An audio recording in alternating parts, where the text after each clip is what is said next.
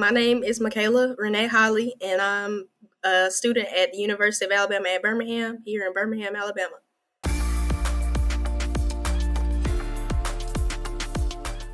I had a lot of friends who had went to UAB that was maybe 1 year or 2 years older than me. Just to hear them talk about the faculty, talk about the student body and how everybody was just so free to be who they wanted to be. I really wanted to be a part of that. And it came down to, when I was applying for scholarships and academics and things like that, I knew I wanted to be in a place where I could really, really grow.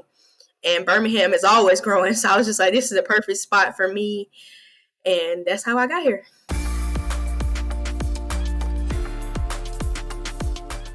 My program is a little bit different. So if you're interested in UAB, know that you're one of the only schools who start in January versus August, like other schools. That played a role for me because at that time I knew I was graduating in 2020. Kind of had to think about my plan ahead of time.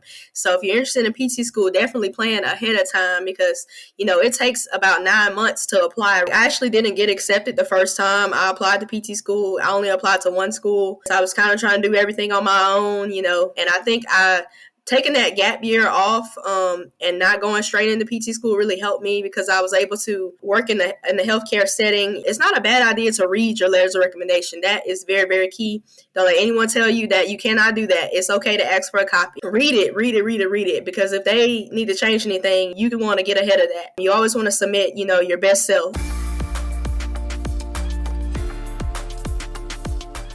I was actually interested in physical therapy because I watched this movie called Just Right, and it was about an African-American physical therapist who was very good at what she did. And she actually had to help an NBA player. And at the time, I played sports, softball and basketball. So I was just like, oh, I can help with athletes and do something I love. That sounds cool. So at that point, I didn't know anything about physical therapy, but I watched the movie and, she actually helped. He had a really bad injury and then he was able to come back with extensive physical therapy with her. And, she was able to get a NBA job as a therapist. So I was like, oh, that's really cool. When I was 17, I was in a really, really bad car wreck. I was hit by a drunk driver. I ended up having a C2 fracture. And so I had to have extensive physical therapy. At first, I was just doing chiropractor and that wasn't really doing much for me. We got sent to a physical therapist, which was the best thing that could have ever happened. Because at that point, it had been 3 weeks and I hadn't seen the PT. So I think I did maybe 12 to 14 weeks of physical therapy. And it was the best experience ever. Well, I knew then I wanted to do PT after I had the actual experience myself. And they actually helped me with my recovery, along with my faith. So that will always hold very close to my heart. Just the connectiveness, the intimacy with your patients. I like that. So I knew that was it.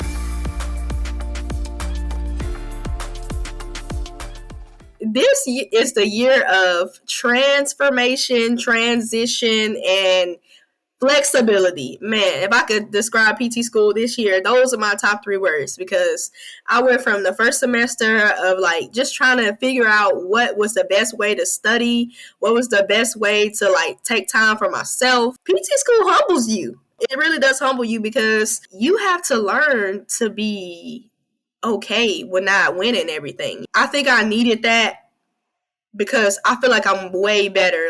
The first semester, I think I had 2 Bs. And then second semester, I took a whole 360 and I ended up with all A's. So the first semester, I was just trying to be good at everything, trying to do everything every single day, 7 days a week, study every single day. Second semester, I kind of scaled back a whole lot. I'm going to take it 1 day at a time, 1 week at a time, and 1 beast at a time. That's what I've been doing so far. I'm actually interested in pelvic floor physical therapy for several reasons.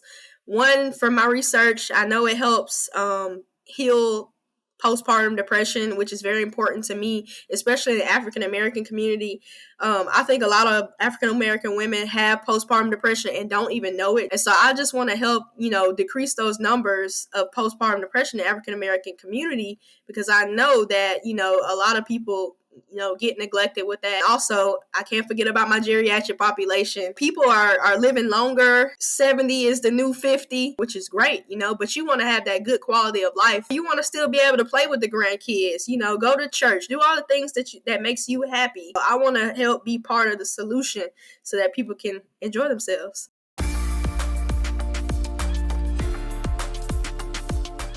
My program has like 14 African American people in a class, which is a lot. From what I've seen, the dean of the School of Health Professions, he's actively putting in place projects, to make sure that everyone is very inclusive, and that's everyone is pushing at UAB diversity, equity, and inclusion, because you can't have one without the other. Not only that, UAB teaches the students how to treat the populations that we are a part of in Birmingham right now. Most of the people in Birmingham, or the average population, is a lot of African American people. So we only represent 5%, less than 5% in Alabama and nationwide. We're trying to produce more therapists so that we can treat those same populations all over. That's the only way we're going to get more people out there.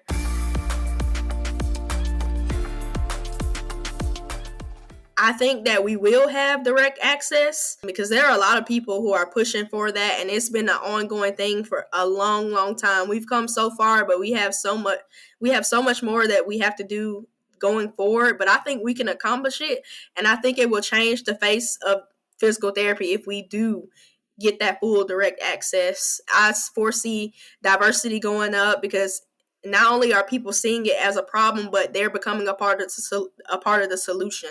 And that's what we need. At the end of the day, it's always about the patient, and PTs are always thinking about the patient. PT is growing. I just want to see it keep growing, and I want to see those diversity numbers go up. So I'm here to be a part of the change.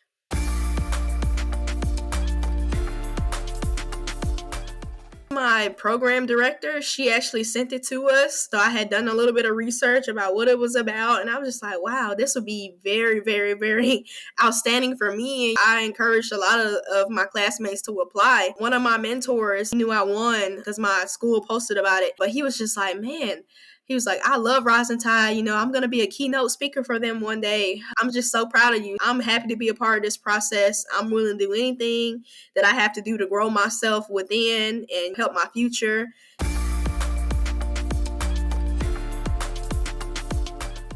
It was probably one of the most relaxing interviews I've ever had in my life. It's how they approached you with it. They were just like, you don't really have to prepare for it. Just come and be yourself.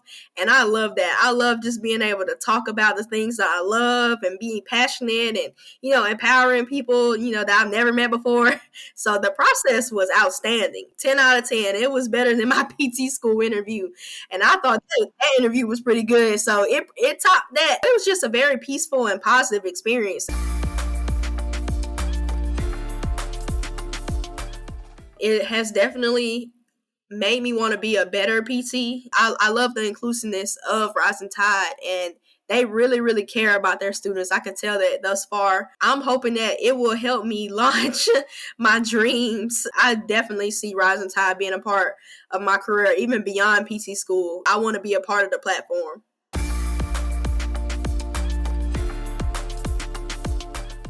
Of course, I want to help my people, African American community. I want to be the person that they can always come to, no matter how hard the news is. Right now, I hope to see it. I hope to see the field in general keep growing. I love the research aspect of it. I'm learning how to read research articles and pick out what's important, what's effective, what's not effective. I want to have more and more people interested in physical therapy, because I didn't have a whole lot of support in my journey to physical therapy, but now that I do, I'm gonna use that to my advantage to help other people. My main goal is always to make a difference in someone else's life, even if it's just having one conversation with them. Making them smile could have saved their life. I just want to know that when I leave this earth, that I left a legacy for people to be inspired by, be empowered by.